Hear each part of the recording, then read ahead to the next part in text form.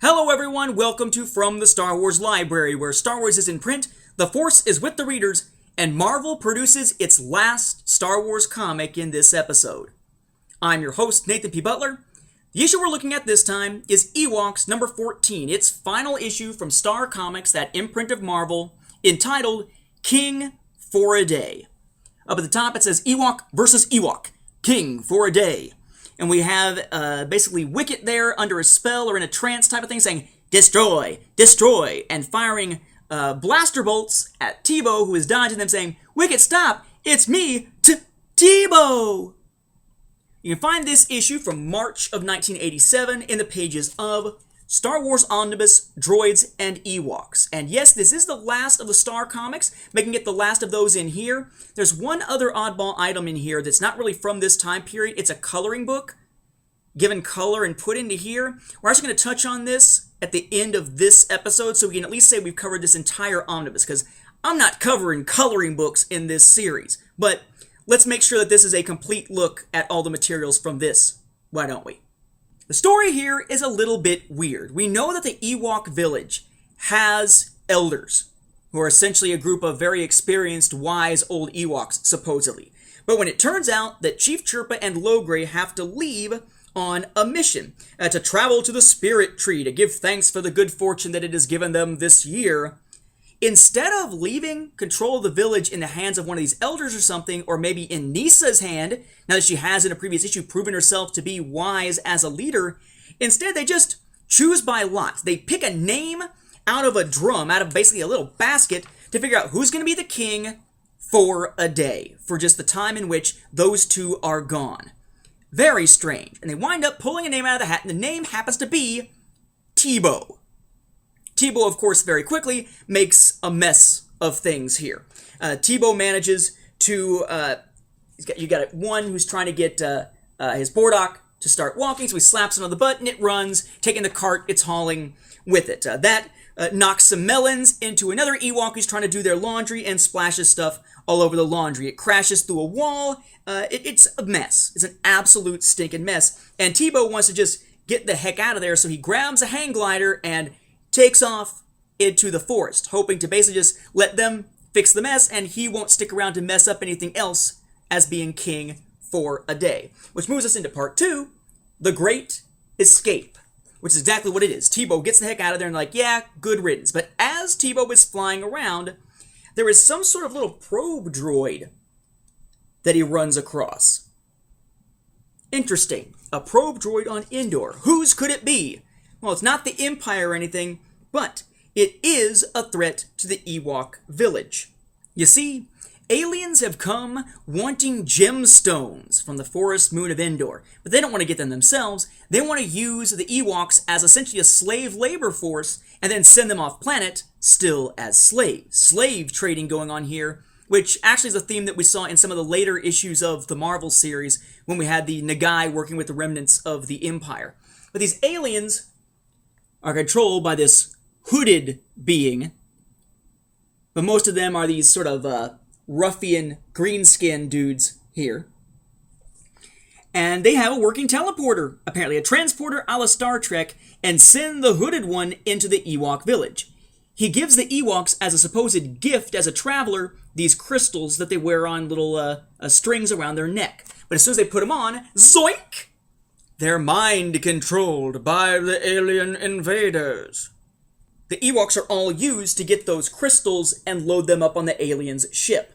Everybody, that is, except for Tebow, and of course Chirpa and Logray, who are already gone, but everybody but Tebow, who of course was gone because he took off after causing so much of a mess.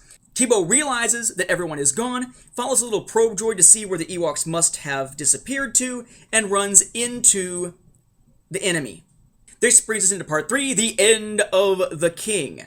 And to take down Tebow, because they need to be able to get through the forest, and these green dudes are kind of big, so it's hard for them to lumber their way through the forest, they give a laser gun, a blaster, to Wicket and say, go out and, blast your buddy. He says, use the stun weapon, so it is for stun, on aim.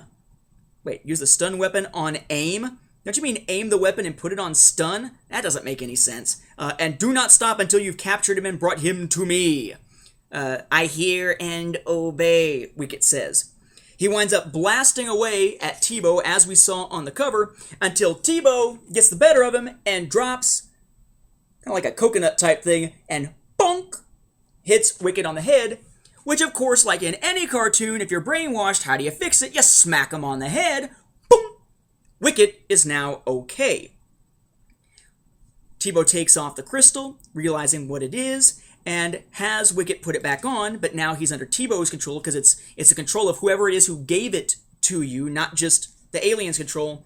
And Teebo brings in Wicket, supposedly with Wicket carrying or pushing through Teebo as a prisoner, and they get the better of the enemy, tossing one around his neck and telling him, hey, let the Ewoks go and take off and get the heck out of here. Don't you ever come back now.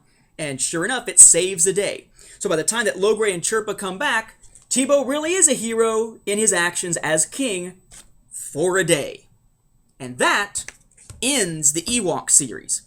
Is it a good story? It's alright. You got some peril here, Ewok versus Ewok. You don't expect the characters to get hurt or die or anything, but it's decent enough for a story that's meant to only last one quick little issue. Doesn't really introduce a lot of new stuff except for these aliens that we've never heard of before and never seen since, but a decent little read nonetheless, at least for this particular series. But this marks a special place in Star Wars publishing. As of now, March of 1987, all the Star Wars comics from Marvel are done. We, of course, had the stuff in Pizzazz that was the oddball stuff and whatnot. That's all over with. We had the Marvel Illustrated book stuff, some reprints, some new stuff, mostly reprints from Marvel UK. That stuff is done. The regular Marvel series had 114 issues. It's 3 annuals, 4-issue Return of the Jedi adaptation, and the 107 regular issues. That's now done. That all ended back in May of '86. So, all that was left to keep Star Wars going for Marvel were the 2 Star comic series based on the cartoon shows. We had Ewoks and Droids. Droids is done as of February of '87, and now in March of '87, so is Ewoks. There is no new Star Wars content whatsoever being produced by Marvel Comics, and there is nothing at all in this issue to suggest the idea that we knew at the time that this was it, that this was the end. There's no letters page, no editorial comment, nothing. Nothing whatsoever. This was just the last issue on the stands, and people would show up 2 months later saying, where's my issue of Ewoks? It's gone. The series is over with. Now, a lot of people think of the dark times of Star Wars publishing, or the dark age of Star Wars publishing, as this huge gap from around the time of the end of Return of the Jedi, when the Marvel series ends, up until 1991. But we know that a lot of that is a misconception. It's not 1983 with Return of the Jedi when the Marvel series ended. It didn't end until '86. And this Marvel stuff kept going until '87. There's only a 4-year gap between the Marvel stuff ending officially with issue 14 of Ewoks and the first new expanded universe stuff being produced for that official continuity in 1991. In fact, though, even that gap isn't really what the Dark Age should be considered. We're going to do a whole special episode, a supplemental episode, on the idea of the Dark Age of Star Wars publishing here in the near future once we finish up all the stuff from the 1980s, because it is such a misunderstood concept. This is the last issue of a Star Wars comic, but not until 1991. It's the last issue of the 80s Star Wars comics for just 9 months. That's it. Not years, but months. Okay, in December of 1987, Blackthorn Publishing will have a very short-lived 3-issue Star Wars 3D series that will premiere. It'll be released in December of '87, continue on into 2 more issues in 1988. It is not the end of Star Wars comics, just the end of Star Wars comics from Marvel for the 1980s here. Now, does this mean that we go 9 months without new Star Wars materials? This is over with. It'll be 9 months until Star Wars 3D. Even that is not truly the end of Star Wars storytelling in that era of the 80s. It's not even a dead space in there, because the very next month after this, April of '87, we see the premiere of the Star Wars role-playing game from West End Games that'll continue on into the era of the new official continuity as of 1991. So, let's put this into perspective here. Marvel's contract is ending, and that is a huge deal. They have been producing Star Wars comics since 1977. A decade of Star Wars comics coming from one company in different forms. That is now over with. Not only are the stories set after Return of the Jedi over with thanks to Marvel Star Wars number 107, but now even the ones between or before, all done. There is nothing left coming from Marvel. They are gone from Star Wars all the way up until the present day, though there is, of course, the issue with now that Disney has bought Lucasfilm, it's always possible we'll see the license jump from Dark Horse to Marvel, because Marvel is now an in-house company, essentially, for Disney. But for now, it's the end of Marvel publishing for Star Wars as we know it. But it is not the end of Star Wars comics in the 80s, by far, and it is not nearly as early in the game as people often make it out to be. It's 1987. This series in and of itself, kind of goofy. I will say, looking back at all the Marvel stuff, they've added some pretty cool stuff to the continuity.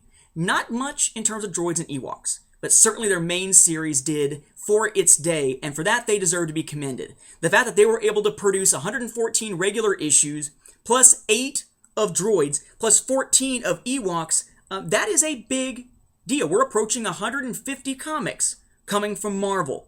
Unfortunately for them, they lost the license and things were going to change when things reached Dark Horse. But that's not for a few years yet. Now this issue, is this an essential read? King for a day? Absolutely not. And while we're talking about things that aren't essential reads, let's take a moment and look at one last thing from Star Wars Omnibus, Droids and Ewoks. This was promoted as the one that would carry over all the other unpublished Marvel US stuff, Droids and Ewoks, and it did.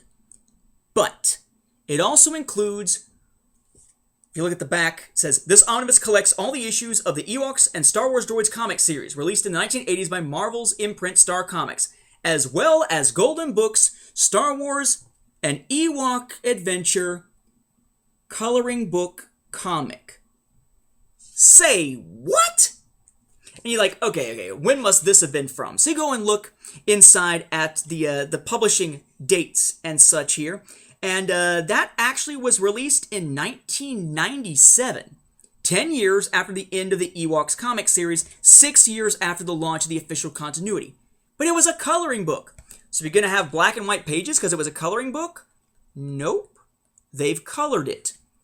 So we have a coloring book that's been colored, released as essentially a comic book. What on earth is An Ewok Adventure? Well, it's a retelling of parts of Return of the Jedi. That's all that it is. It says, Luke Skywalker, Han Solo, Chewbacca, 3PO, and R2 have walked into an Ewok trap.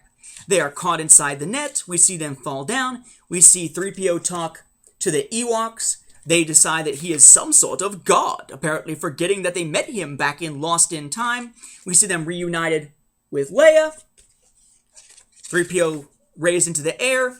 And then we end very quickly with him telling the stories that says, we are now going to be part of the tribe. The Ewoks will help us against the Empire. And that is it. There's nothing else to that story. Why they chose to go through the trouble of coloring it and to put it into here, especially when it's not Marvel, nor is it Dark Horse, it was Golden Books, is beyond me. It is a bizarre little addition, unless there is some reason why they just needed a handful more pages of content to even something out in this omnibus. It's an odd inclusion. And that one, of course, is not an essential read either, as it just repeats events of Return of the Jedi. But now, not only have we finished the Marvel stuff, we've also finished up this particular omnibus. That means we are 6 omnibi down. We have finished up all the material from a long time ago, 1 through 5, and from Droids and Ewoks. All the reprint Marvel stuff, except the oddball stuff from Marvel UK, we'll be seeing soon in the pages of Wild Space Volume 1, another omnibus due out in early summer of 2013. We will be covering those Marvel UK comics as sort of a separate little side series type thing here, interweaving with the main series in the near future, as I promised back in the Marvel UK supplemental episode. But for now, the main Marvel content in the US is done. And we have only 3 more episodes as we head towards the end of the 80s before a lot of those supplemental ones pop in, because we have 3 comics coming soon from Blackthorn. With that, we'll wrap up this episode and Marvel's tenure in Star Wars. Thank you for watching, and may the Force be with the readers.